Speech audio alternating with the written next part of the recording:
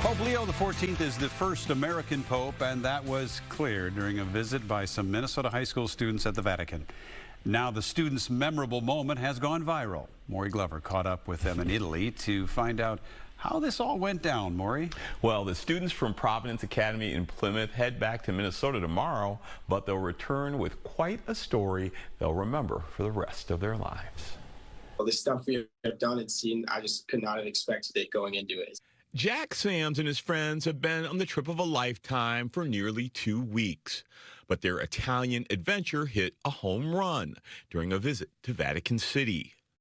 It was just a really cool and one of those experiences that, you never would expect to happen in a million years. The group of students from Providence Academy went to St. Peter's Square on Wednesday morning, hoping to catch a glimpse of Pope Leo.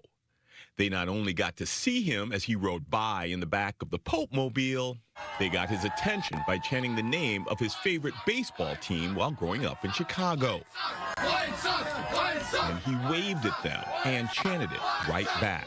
I was like, holy moly, this is crazy, It's the Pope, so I was just really overwhelmed. And just like that moment when he was looking directly at us, you could definitely feel like a connection. Sams took a video of their encounter with the Holy Homer and posted it on TikTok, where it has more than 350,000 views and counting.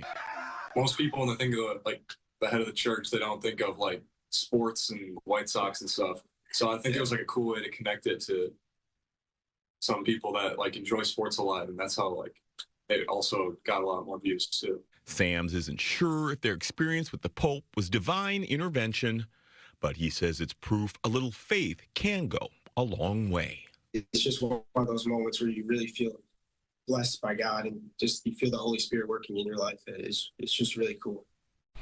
Now, the students we talked with are all Twins fans. In fact, Sams works for the Twins as an usher.